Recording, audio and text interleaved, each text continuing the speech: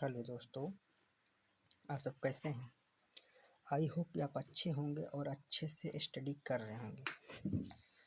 तो चलिए दोस्तों, आज हम नया चैप्टर पढ़ेंगे और कुछ नया सीखेंगे। ठीक है, तो भैया हमारा जो नया चैप्टर है, दूसरा चैप्टर, नया चैप्टर हमें आज पढ़ना है। भैया देखिए, तो हमने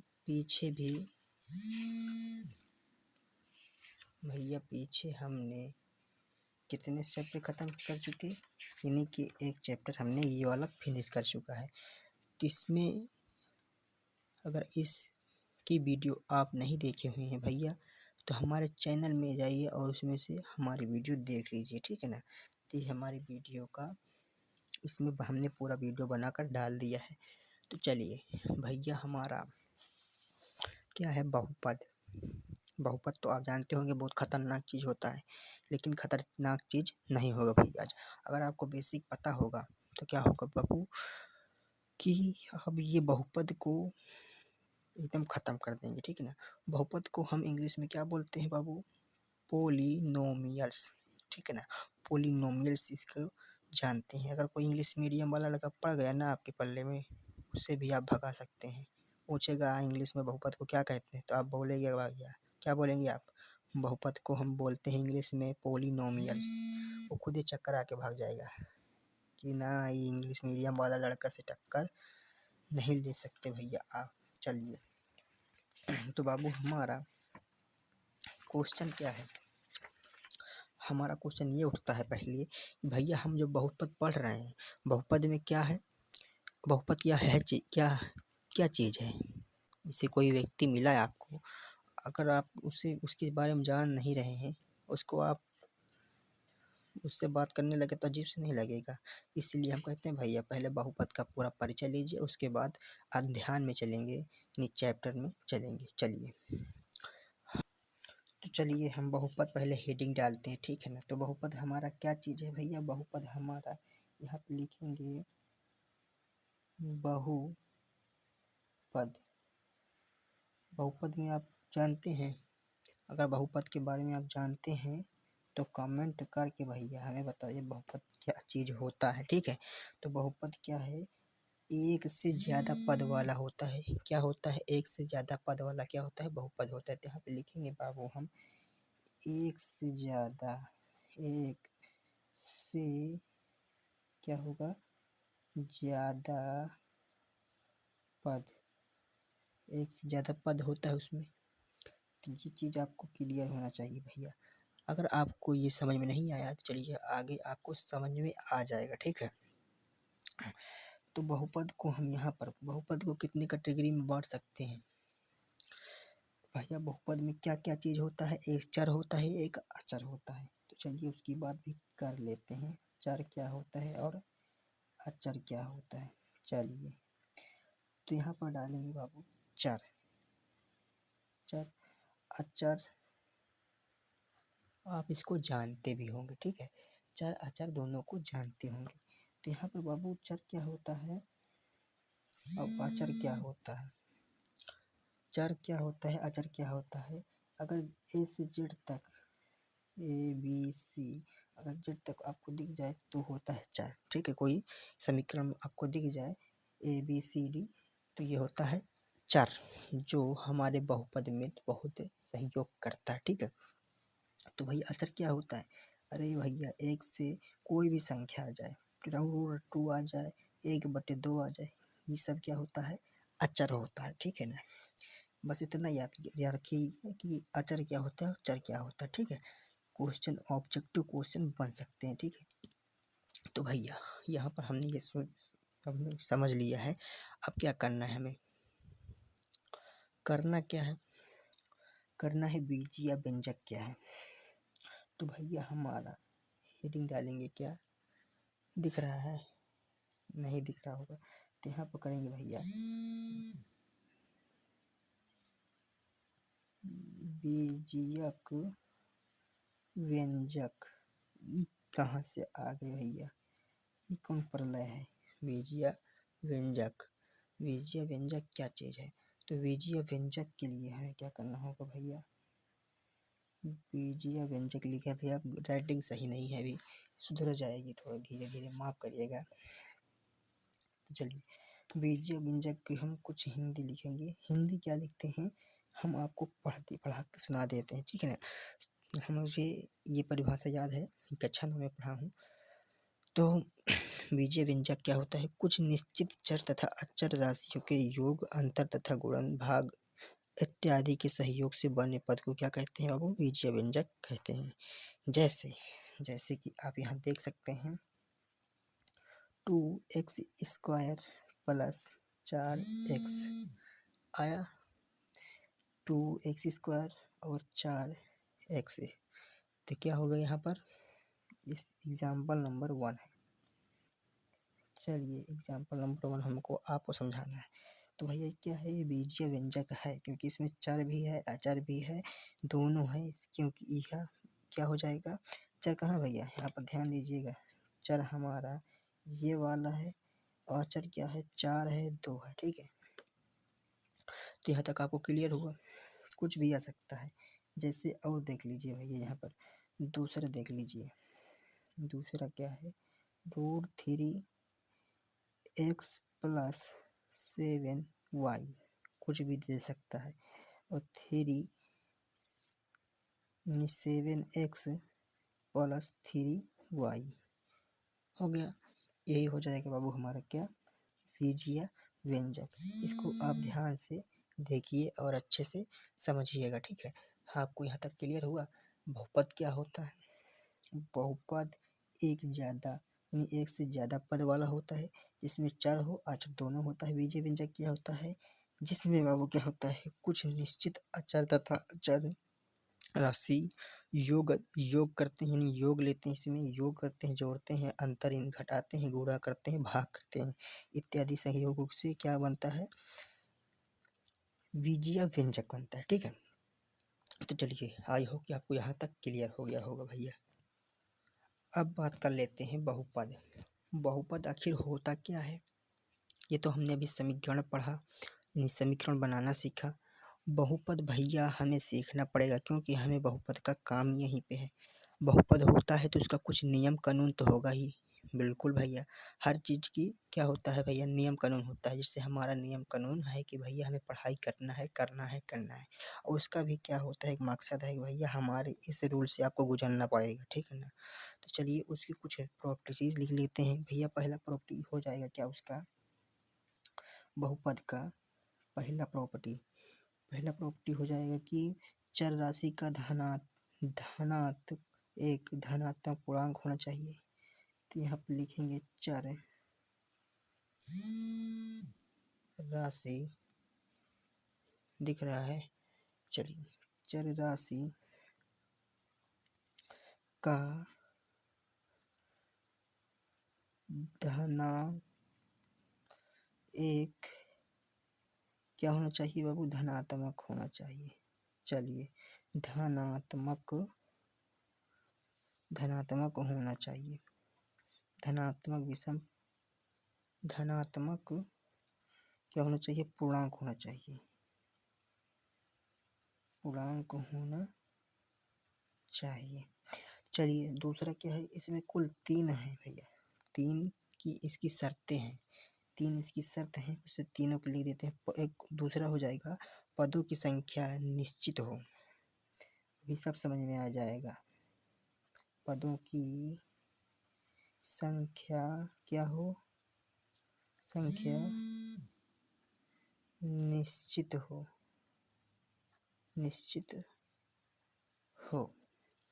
चलिए पदों की संख्या क्या हो बाबू, निश्चित हो। और तीसरा क्या हो जाएगा, कुल 3 ही इसमें नियम होते हैं भैया। प्रत्येक क्या होता है, प्रत्येक पद में चर राशियों का गुणांक एक वास्तविक संख्या होनी चाहिए। तो ये भैया जो वास्तविक संख्या आई, हमने वास्तविक संख्या पढ़ चुका है, ध्यान नहीं है तो आप भी थोड़ा दिमाग को रिसेट करिए, पीछे की ओर ले जाइए और वहाँ से ध्यान करिए हमने क्या पढ़ा है अभी तक। हमने इससे पहले क्या पढ़ा था, वास्तविक संख्या ही पढ़ रहे थे ना। तो यहाँ पर लिखेंगे गुणांक, गुणांक एक क्या होना चाहिए, एक वास्तविक वास्तविक संख्या होना चाहिए। भैया वास्तविक संख्या हमें कक्षा 10 में वास्तविक संख्या ही पढ़ना है, बल्कि आभासी वास्तविक हमें पढ़ना चाहिए। हमें पढ़ना है कक्षा 10 में ही, हमें क्या पढ़ना है, वास्तविक पढ़ना है। कक्षा 11 में हमारा क्या आ जाएगा, आभासी संख्या, वहीं से हमारी शुरू हो जाएगी, वहीं हमारा कुछ ज्ञान होगा, ठीक है ना। हमें यहाँ पर आभासी की संख्या कोई ज्ञान ही नहीं चाहिए भैया, हमें यहाँ चाहिए वास्तविक संख्या। कक्षा 10 में वास्तविक संख्या ही है बस। चलिए यहाँ तक तो आपको समझ में आ गया होगा। चलिए अब क्या करते हैं, अब समीकरण बनाते हैं और इसमें से भैया जो बहुपद वाली शर्त है इसे में मैच कराते हैं। अगर जो हमारा मैच हो जाएगा वही हो जाएगा क्या, क्या हो जाएगा, बहुपद हो जाएगा। तो पहले यहाँ पर लेंगे भैया, हम पहला लेते हैं एग्जाम्पल। चलिए पहला एग्जाम्पल लेते हैं हम। अब क्या करते हैं, हमारा पहला एग्जाम्पल है x square plus 2x² plus 7x, ये हो गया। और दूसरा क्या है, पहला ये हो गया और दूसरा ये है, यानी कि x² माइनस 1/x, और यहाँ पर हो जाएगा 2x² माइनस x प्लस 7, ये हो गई। चलिए यहाँ पर करेंगे क्या, एक और लिख लेते हैं। चलिए दो नहीं, तीन नहीं, 4 लिख लेते हैं। √3 रूट वाला भी आपको क्लियर हो जाए, प्लस 7x माइनस x बराबर 1/x। चलिए अब इसमें हमें क्या करना है, नियम से पास कराना है भैया। चलिए नियम से पास कराने के लिए क्या करेंगे, पहले देखते हैं इसमें हम चर राशियों का धनांक एक धनात्मक है। हाँ बिल्कुल है, पहला वाला बिल्कुल है। दूसरा शर्त देखेंगे, पहला शर्त तो हमारा 5 है। दूसरा शर्त क्या करें, क्या कह रहा है, पदों की संख्या निश्चित होनी चाहिए। हाँ बिल्कुल निश्चित है भैया, पदों की संख्या निश्चित है। चलिए ये वाला भी 5 हो गया। अब क्या करना है, तीसरा वाला भी 5 कराना होगा। 5 कराना कैसे होगा, जब इसका रोल सही होगा भैया। जो ये समीकरण बना है अगर ये सही है तो समझ लेना कि क्या है, हमारा समीकरण यानी बहुपद है ये। तो क्या हो जाएगा, प्रत्येक पद में 4 राशियों का गुणा एक वास्तविक संख्या है होनी चाहिए। हाँ बिल्कुल वास्तविक संख्या इसमें है, तो ये हो जाएगा भैया हमारा बहुपद, ये हो जाएगा। तो चलिए दूसरा वाला क्या कह रहा है, 4 राशियों का धनात्मक एक धनात्मक पूर्णांक विषम यानी धनात्मक पूर्णांक होना चाहिए। तो भैया यहाँ तक तो सही है, बहुपद की संख्या निश्चित होनी चाहिए। ओ गलत कर दिए, यहाँ पर पदों की संख्या क्या होनी चाहिए, निश्चित होनी चाहिए। यहाँ पर निश्चित नहीं 1/x दिया है, तो ये हो जाएगा गलत, ये नहीं है भैया हमारा।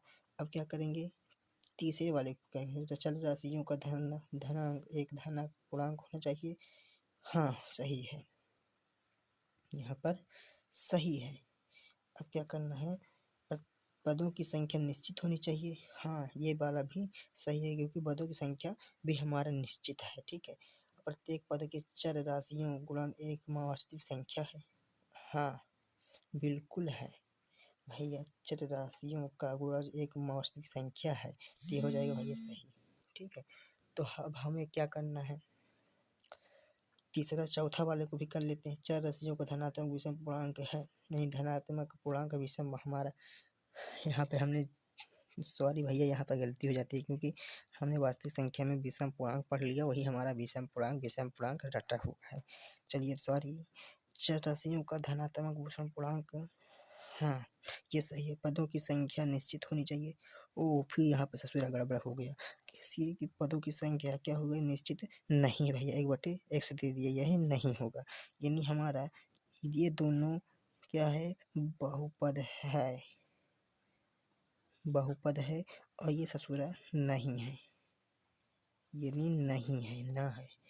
तो ये दोनों हमारा बहुपद है और ये बहुपद नहीं है। चलिए यहाँ तक आपको क्लियर हुआ।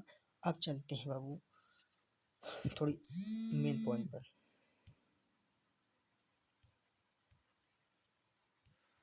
चलिए अब यहाँ पर हम क्या करने वाले हैं, बहुपद कितने प्रकार के होते हैं उसकी बात कर लेते हैं। तो यहाँ पर बहुपद के प्रकार क्या कितने होते हैं भैया, बहुपद के प्रकार कितने होते हैं हमें पता नहीं है। चलिए हम पता क्या करते हैं, लगा रहे हैं।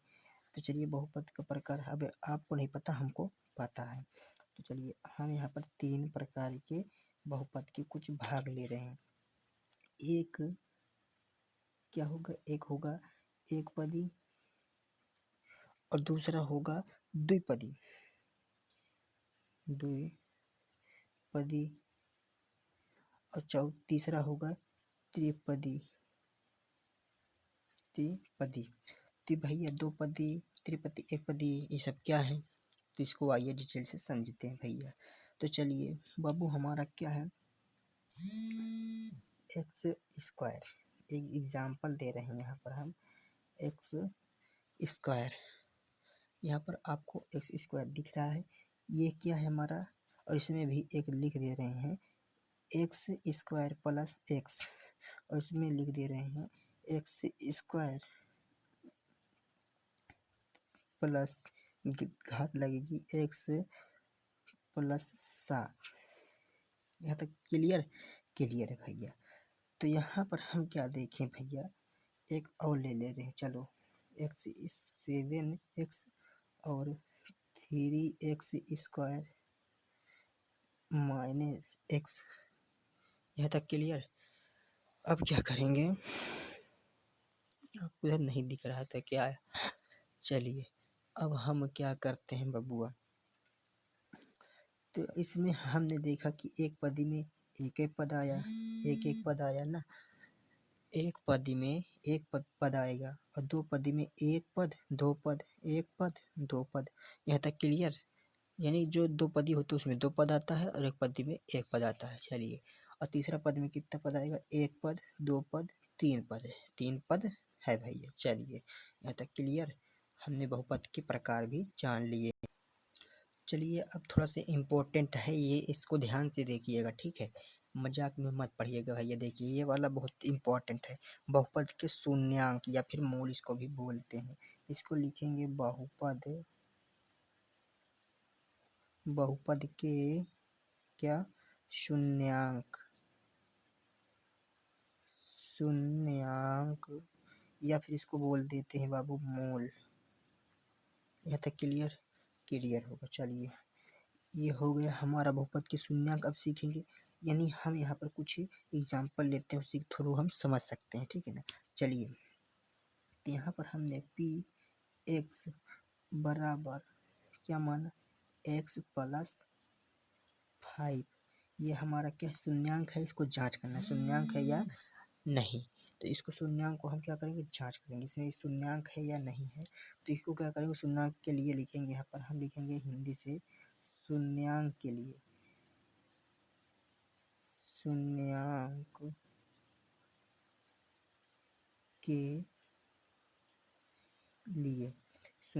के लिए हमने शून्यांक के लिए लिख दिया। अब इसको क्या करना है, सॉल्व करना है। चलो बाबू शून्यांक के लिए हम क्या करते हैं, बराबर में 0 लगाते हैं।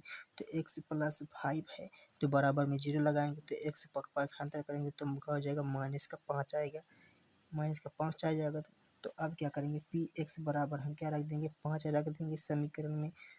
समीकरण हमारा ये है, समीकरण ये हमारा है। अब क्या करेंगे, समीकरण में हम क्या कर देंगे, 5 रख देंगे। समीकरण हमने यहाँ पर उतार लिया है।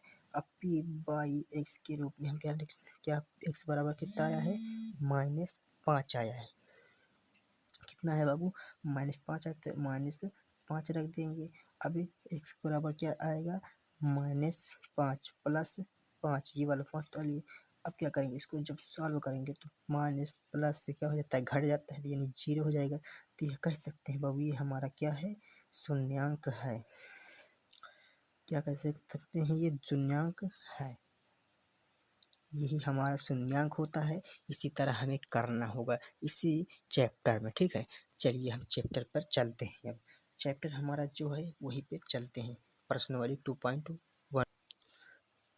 पॉइंट पर चलने के पहले हम थोड़ा बहुत कुछ जानकारी किताब से भी ले सकते हैं। कैसे? यहाँ पर हमारा दिया है पहला रैखिक बहुपद। भैया रैखिक बहुपद क्या चीज़ है?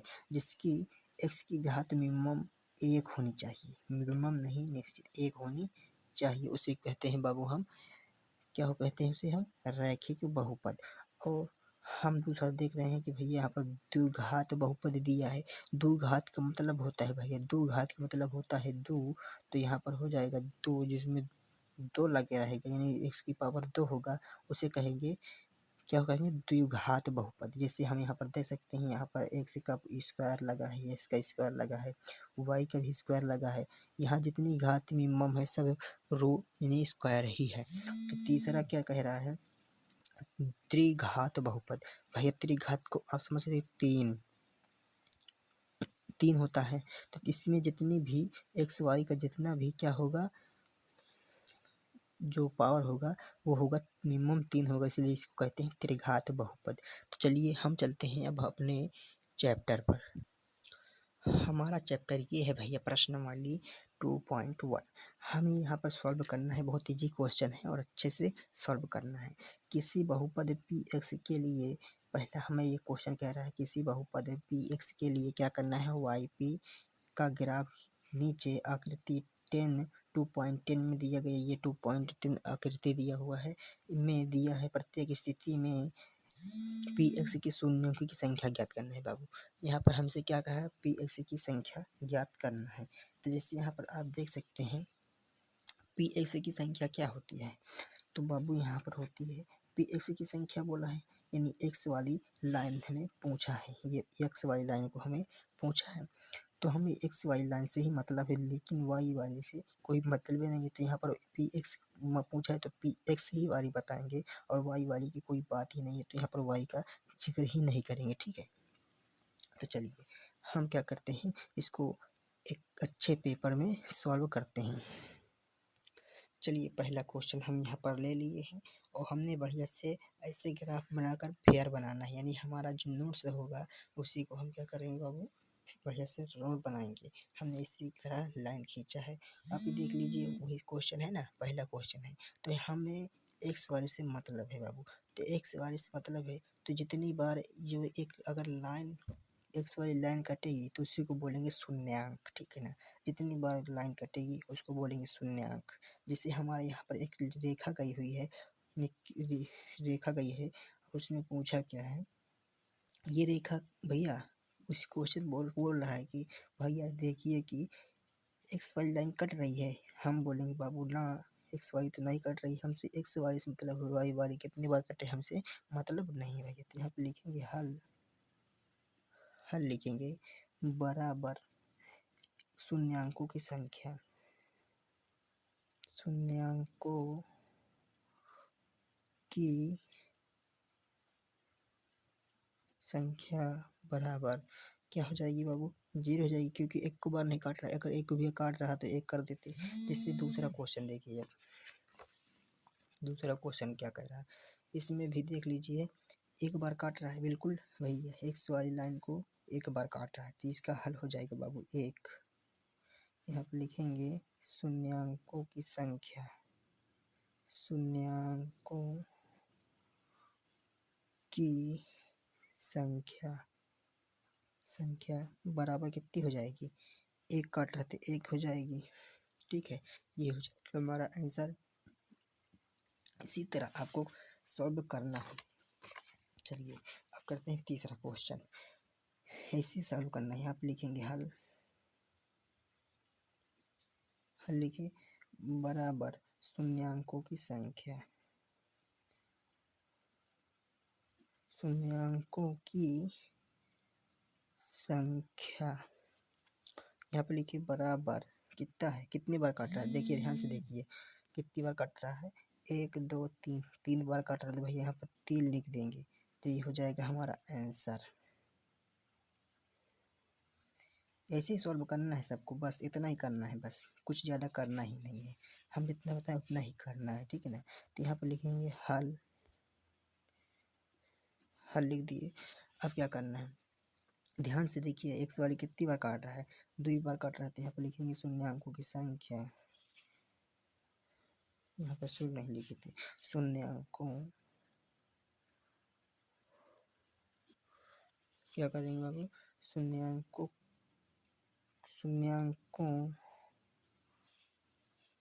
की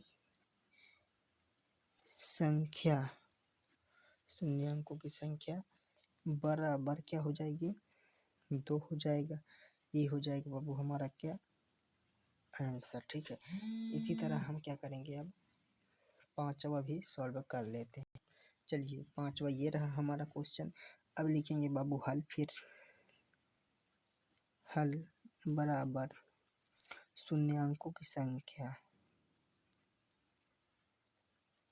शून्यांकों की संख्या बराबर कितना होता है। तो यहाँ पर गिनेंगे फिर से 1 2 3 4, बोलेंगे सर जी 4 होता है, हमें एक्स वाई से मतलब भैया, वाई वाई से मतलब नहीं है, ठीक है ना। अब क्या करेंगे, इसको भी हल कर लेते हैं। इसको हल करने के लिए हमें क्या करना होगा बाबू, शून्यांकों की संख्या पहले लिख लेंगे। इतनी हिंदी आपको रटी होनी चाहिए। शून्यांकों की संख्या, ये सा लिखा भाई, ये सा, शून्यांकों की संख्या बराबर गिनेंगे। यहाँ पर ये बहुत कंफ्यूज वाला दिया हुआ है, अच्छा इसमें थोड़ा ध्यान देना पड़ेगा आपको। ध्यान क्या देना पड़ेगा, एक इसमें नीचे गया ही नहीं है, एक एक छुके निकल गया तो इसको हम 1 मानेंगे, ठीक है ना। अगर ऐसे यहाँ पर देख लीजिए, अगर ऐसे कुछ ऐसे रेखा है, ऐसे है, ठीक है, ये एक्स वाली है, ये एक्स वाली है, ये वाई वाली है, ये वाई वाली है। अगर हमारी ऐसे जाती है और थोड़ा बहुत ऐसे करके ऐसे निकल जाती है तो इसको हम मानेंगे 1। और जैसे हमारा ये वाला था ऐसे आर पार हो गया, इसको कहेंगे भैया 1 2, ठीक है ना। इसी तरह हमें यहाँ पर सॉल्व करना है। 1 2 3, ये छू कर निकल गई तो इसको हम 1 मानेंगे, ठीक है। तो यहाँ पर हो जाएगा 3, क्या हो जाएगा आंसर 3, ये हो जाएगा बाबू हमारा आंसर। चलिए सबको ऐसे ही आपको करना है। चलिए आई होप कि आपको अच्छे से समझ में आ गया होगा और अच्छे से कर पा रहे होंगे। चलिए अगली वीडियो के लिए थोड़ा इंतज़ार करना पड़ेगा बाबू, और हम आपके लिए इतनी मेहनत करते हैं। प्लीज़ वीडियो को क्या करना है आपको, हम यहाँ पर क्या करते हैं भाई, इशारा कर देते हैं, इससे क्या होता है समझ जाइए, इसी को करना है आपको। ऐसे यानी सब्सक्राइब करना है बाबू, प्लीज़ सब्सक्राइब वीडियो को कर दीजिएगा, ठीक है। क्योंकि भैया जो हम वीडियो पहले डालें आप तक पहुँच जाए, तो भैया वीडियो को सब्सक्राइब जरूर, चैनल को सब्सक्राइब जरूर करिए और वीडियो को लाइक भी करिएगा, ठीक है, लाइक भी करिएगा। यानी कि हम जो पढ़ाते हैं भैया बहुत मेहनत से पढ़ाते हैं, ठीक है, हमें इतनी तैयार करना पड़ता है भाई। चलो चलो आज के लिए इतना ही काफ़ी है, जब तक के लिए जय हिंद जय भारत। चलिए भैया नमस्कार।